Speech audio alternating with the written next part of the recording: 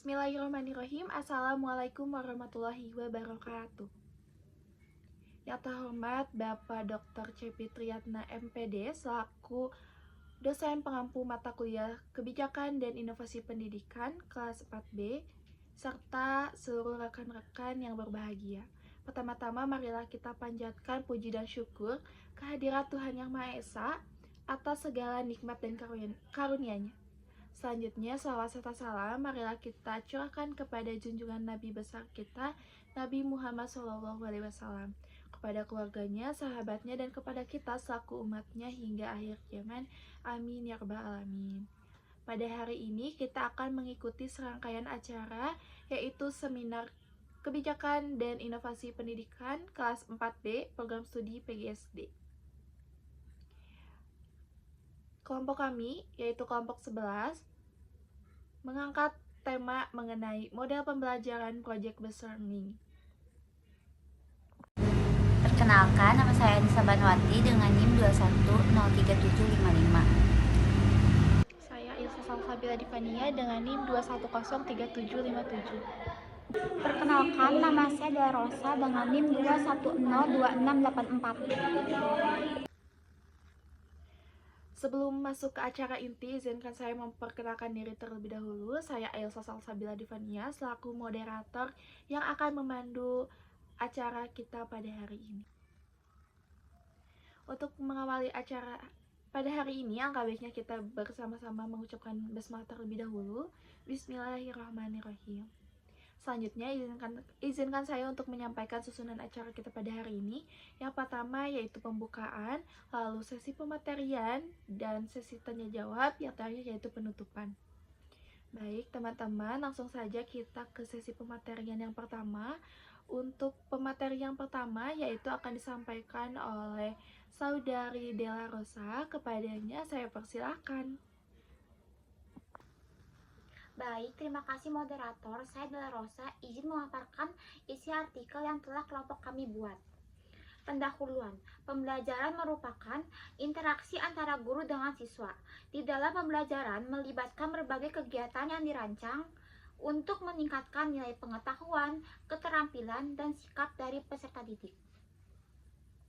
Faktor utama dalam pembelajaran adalah seorang guru, karena kinerja seorang guru sangatlah penting dalam mempengaruhi kualitas pendidikan. Walaupun pada sekarang zaman sudah modern, banyak teknologi yang bisa digunakan oleh seorang guru dalam proses kegiatan pembelajaran. Akan tetapi, masih ada guru yang menggunakan metode ceramah dalam kegiatan pembelajarannya.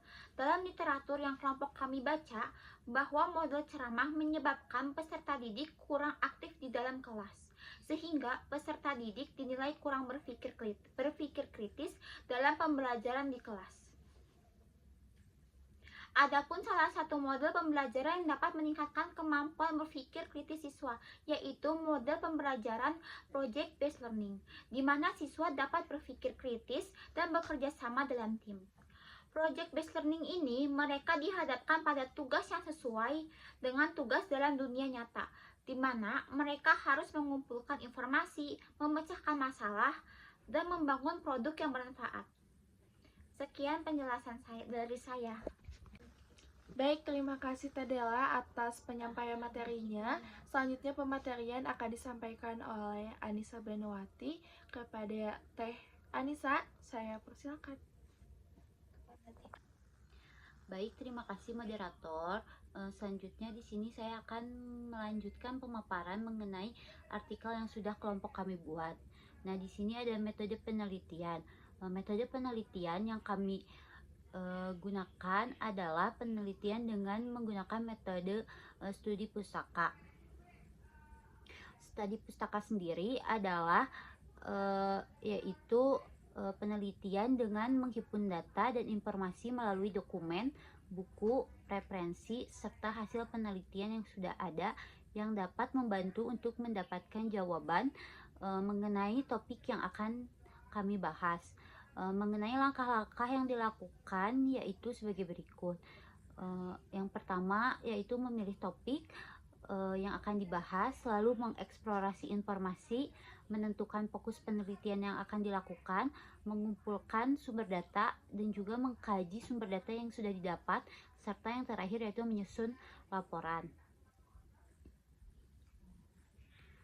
Lalu di sini ada hasil pembahasan atau hasil dari penelitian yang sudah kami lakukan.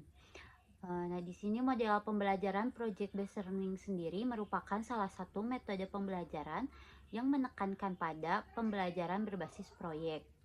Nah, pada metode ini juga peserta didik diharapkan dapat menciptakan produk, memecahkan masalah nyata yang sesuai dengan yang ada di dunia nyata, lalu juga sambil mempelajari konsep serta keterampilan yang terkait dengan materi yang dipelajari.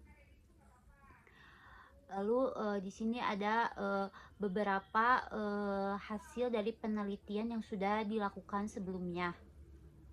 Yang pertama di sini ada penelitian yang dilakukan oleh Novita dan Anwar pada tahun 2020, yaitu mereka menemukan bahwa project based learning ini sendiri bisa membantu meningkatkan hasil belajar serta kemampuan berpikir kritis dalam bidang matematika pada peserta didik di sekolah dasar. Lalu selanjutnya ada penelitian yang dilakukan oleh Hamzah Rosnani dan juga Muhammad Soleh pada tahun 2019, yang dimana mereka menemukan bahwa PJBL ini bisa membantu meningkatkan kemampuan siswa dalam menerapkan konsep matematika dan juga keterampilan dalam berpikir kritis. Lalu selanjutnya ada juga penelitian dilakukan oleh Nurrohmah pada tahun 2020, yang dimana penelitian tersebut menunjukkan bahwa PJBL ini bisa membantu meningkatkan keterampilan dalam memecahkan masalah siswa serta membangun karakter positif seperti siswa menjadi lebih inisiatif, tanggung jawab, dan juga dapat bekerja sama. Lalu selanjutnya ada juga penelitian yang dilakukan oleh Rizkita pada tahun 2018, yang dimana hasil dari penelitian ini menunjukkan bahwa PJBL bisa membantu siswa meningkatkan kreativitasnya dan membantu peserta didik untuk mengembangkan rasa percaya diri. Lalu di sini ada faktor yang mempengaruhi tingkat keberhasilan PJBL di sekolah dasar. Nah, yang pertama yaitu desain proyek atau produk yang baik, lalu penggunaan metode serta alat yang tepat. Selain itu juga dukungan dari guru dan sekolah, lalu keluarga siswa itu sendiri. Sekian pemaparan mengenai artikel yang kelompok kami buat. Baik, terima kasih Teh Anissa atas penyampaian materinya. Selanjutnya, pematerian akan disampaikan oleh saya sendiri. Selanjutnya, ada pun kendala dalam pengimplementasian model pembelajaran project based learning ini di SD. Nah, contohnya yaitu keterbatasan sumber daya, lalu waktu yang terbatas, serta kurangnya pemahaman guru terhadap model pembelajaran project based learning ini. Nah, oleh karena itu perlu dilakukan upaya untuk meningkatkan pemahaman dan keterampilan guru dalam menggunakan model pembelajaran project based learning ini agar dapat memaksimalkan potensi pembelajaran pada siswa. Jadi, kesimpulan yang kelompok kami dapatkan mengenai model pembelajaran project based learning di SD yaitu beberapa penelitian yang telah kami baca tentang model pembelajaran project based learning ini menunjukkan bahwa model pembelajaran ini dapat meningkatkan hasil belajar siswa dan meningkatkan hasil belajar siswa dan juga keterampilan yang dibutuhkan di era digital ini. Namun perlu diingat bahwa implementasi harus disesuaikan dengan kondisi dan karakteristik sekolah, serta mendapat dukungan dari berbagai pihak seperti guru, siswa, dan orang tua. Nah, karena telah disebutkan kendala dalam pengimplementasian model pembelajaran ini, nah, diharapkan guru-guru dapat mempertimbangkan hal-hal tersebut dalam proses pembelajaran dan pengimplementasian model pembelajaran ini saat pembelajaran di sekolah. Sekian pemaparan yang bisa saya sampaikan. Sesi selanjutnya yaitu memasuki sesi tanya jawab. Project based learning. Nah, mungkin dampak jangka panjang yang akan ditimbulkan dari penggunaan project based learning ini yang pertama yaitu meningkatkan keterampilan praktis, yang dimana model pembelajaran berbasis project based learning ini mendorong siswa untuk terlibat langsung dalam kegiatan nyata. Contohnya seperti dalam merancang, memecahkan masalah, dan juga siswa juga dituntut untuk harus bisa berkolaborasi. Nah, hal ini itu dapat membantu siswa sendiri untuk mengembangkan keterampilan praktis yang relevan dengan dunia nyata. Contohnya seperti keterampilan berkomunikasi, pemecahan masalah, kerjasama tim, dan juga kreativitas. Lalu dapat juga membantu pemahaman siswa menjadi lebih mendalam. Dalam pembelajaran project based learning ini, siswa harus menyelidiki topik secara mandiri dan menerapkannya dalam konteks proyek yang konkret. Hal ini membantu tentunya mereka untuk membangun pemahaman yang lebih mendalam dan juga menyeluruh tentang materi yang dipelajari. Proses ini juga mendorong pemikiran yang kritis dan juga analisis. Lalu juga meningkatkan motivasi dan juga keterlibatan dari siswa. Sebelumnya izin menjawab pertanyaan yang kedua, yaitu model pembelajaran project based learning ini dapat memfasilitasi penerapan pengetahuan dan keterampilan siswa dalam konteks dunia nyata melalui beberapa cara berikut. Yang pertama, relevansi kontekstual. Nah, dalam pembelajaran proyek, siswa diberikan proyek nyata yang mencerminkan situasi dunia nyata atau masalah yang perlu dipecahkan. Ini memungkinkan siswa melihat relevansi langsung antara apa yang mereka pelajari dengan kehidupan nyata. Mereka dapat menerapkan pengetahuan dan keterampilan yang telah mereka pelajari dalam konteks yang nyata dan bermakna. Yang kedua yaitu penyelesaian masalah konkret. Nah, dalam pembelajaran proyek, siswa dihadapkan pada tantangan atau masalah yang memerlukan pemecahan melalui penerapan pengetahuan dan keterampilan yang telah mereka pelajari. Nah, siswa harus berpikir kritis, menganalisis informasi, dan merumuskan solusi yang efektif melalui pengalaman ini.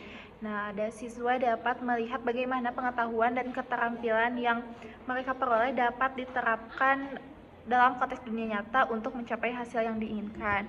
Yang ketiga, kolaborasi dan permodelan dunia nyata. Pembelajaran proyek sering melibatkan kerja tim dan kolaborasi antara siswa.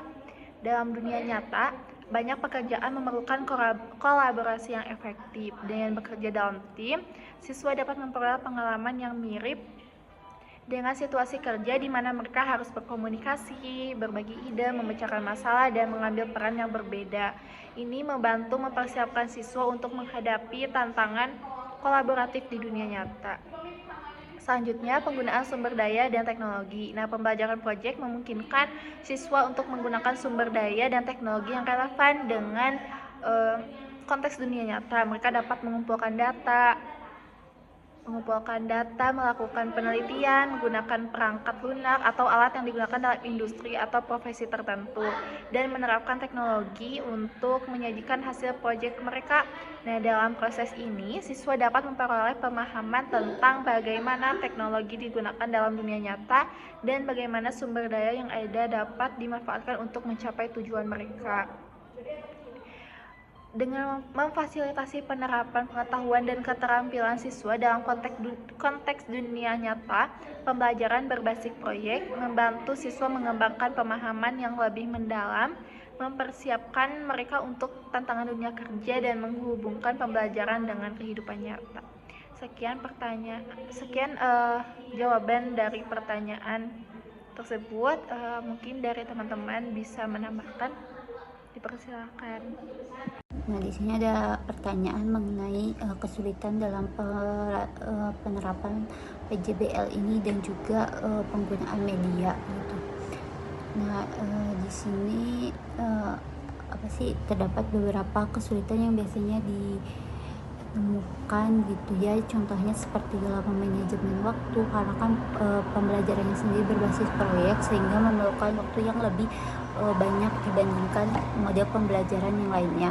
Lalu juga dalam pembagian peran dan tanggung jawab gitu, siswa juga mungkin mengalami kesulitan dalam membagi peran dan tanggung jawab antar anggota kelompoknya secara adil, dan juga mengatur kolaborasi dan komunikasinya juga yang efektif itu masih agak kesulitan gitu. Nah, dalam pembelajaran PJBL ini juga dengan menggunakan media ini tentunya akan sangat bermanfaat gitu, karena kan media sendiri itu dapat membantu memfasilitasi komunikasi gitu, berbagi informasi dan juga mempresentasikan hasil proyek dari hasil proyek yang mereka kerjakan gitu. Contohnya seperti media teknologi digital dengan penggunaan perangkat lunak, aplikasi dan juga platform pembelajaran online dapat membantu siswa dalam mengorganisir proyek dan juga dapat berkolaborasi dan berbagi informasi secara efisien dan juga dengan mudah.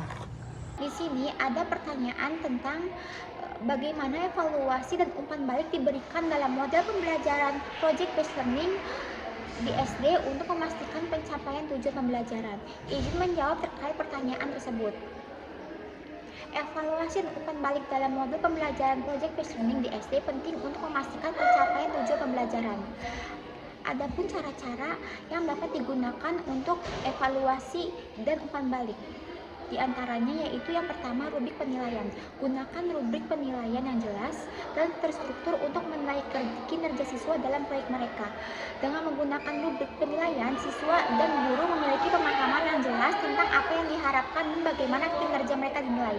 Yang kedua, portofolio siswa. Meminta siswa untuk membuat portofolio yang mencakup hasil kerja proyek mereka, refleksi dan bukti pencapaian tujuan pembelajaran dapat digunakan untuk mengevaluasi kemajuan siswa sepanjang proyek dan memberikan umpan balik yang spesifik. Yaitu yang ketiga, presentasi. Meminta siswa untuk melakukan presentasi di depan kelas adalah cara yang efektif untuk mengevaluasi pemahaman mereka tentang topik yang sedang dipelajari. Setelah presentasi, berikan umpan balik langsung untuk siswa meningkatkan kekuatan mereka. Selanjutnya ada refleksi siswa.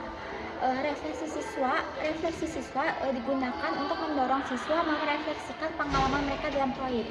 Berikan pertanyaan panduan yang membantu mereka memikirkan apa yang telah mereka pelajari, kendala apa yang mereka hadapi, dan langkah-langkah yang bisa mereka ambil untuk perbaikan di masa depan. Lalu selanjutnya yang terakhir ada diskusi kelompok. Adakan sesi diskusi kelompok yang melibatkan siswa di mana mereka dapat berbagi pengalaman belajar dari satu sama lain. Sekian jawaban dari saya. Lalu selanjutnya ada pertanyaan, yaitu adakah hambatan lain dalam pemilihan model pembelajaran project based learning di SD ini selain keterbatasan sumber daya, waktu yang terbatas, serta kurangnya pemahaman guru tentang PJBL? Adakah saran khusus yang dapat diberikan kelompok untuk mengatasi hambatan lain itu? Izin menjawab terkait pertanyaan tersebut. Selain keterbatasan sumber daya alam, waktu yang terbatas, dan kurangnya pemahaman guru, ada beberapa hambatan lain yang mungkin dihadapi dalam penerapan model pembelajaran PJBL, dan ada juga saran untuk mengatasi hambatan tersebut. Yang pertama itu kurikulum terpusat pada tes standar. Di beberapa negara, kurikulum SD seringkali terfokus pada persiapan tes standar nasional. Ini dapat menjadi hambatan dalam menerapkan PJBL yang lebih berorientasi pada pembelajaran konseptual dan proyek. Saran untuk mengatasi hambatan ini adalah berkolaborasi dengan staf kurikulum atau manajemen sekolah untuk memperoleh dukungan dan kebebasan untuk mengintegrasikan PJBL dalam kurikulum. Yang kedua, penilaian tradisional. Sistem penilaian tradisional yang berfokus pada ujian dan tes individu mungkin tidak sepenuhnya sesuai dengan pendekatan PJBL. Penting untuk mengembangkan metode penilaian yang lebih luas seperti portofolio, presentasi, atau penilaian formatif yang konseptual untuk mencerminkan keterampilan dan pencapaian yang dicapai melalui proyek. Ketiga, peran orang tua. Keterlibatan orang tua dalam pembelajaran PJBL mungkin menjadi hambatan, terutama jika mereka tidak sepenuhnya memahami atau mendukung pendekatan model pembelajaran ini. Komunikasi yang terbuka dengan orang tua penting untuk menjelaskan tujuan dan manfaat dari pembelajaran PJBL tersebut. Manajemen waktu. PJBL membutuhkan waktu yang cukup lama untuk menyelesaikan proyek-proyek yang melibatkan penelitian, perencanaan, dan pelaksanaan. Pengelolaan waktu yang efektif menjadi penting agar proyek tidak melampaui batas waktu dan mempengaruhi materi pembelajaran lainnya. Bantulah siswa dalam mengembangkan keterampilan manajemen waktu dengan memberikan panduan yang jelas dan terstruktur. Lalu selanjutnya pembagian peran. Pembagian peran dalam proyek-proyek PJBL dapat menjadi hambatan jika siswa tidak merasa adil atau tidak mampu menjalankan tugas yang mereka peroleh. Guru perlu memastikan bahwa pembagian peran dilakukan dengan cermat, dengan mempertimbangkan keahlian, minat, dan kebutuhan siswa. Selain itu, berikan kesempatan bagi siswa untuk berbagi pengetahuan dan keterampilan mereka secara kolektif, sehingga setiap anggota tim merasa bernilai dan terlibat secara aktif dalam proyek, dan tidak ada yang merasa terberatkan sendiri. Terima kasih. Sekian jawaban dari saya. Baik, alhamdulillah sesi tanya jawab telah selesai.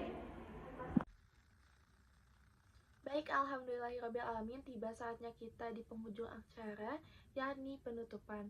Saya selaku moderator memohon maaf apabila ada sikap dan tutur kata yang kurang berkenan di hati rekan-rekan sekalian. Saya Ailsa Salsabila Divania selaku moderator yang memandu acara pada hari ini pamit undur diri. Wassalamualaikum warahmatullahi wabarakatuh.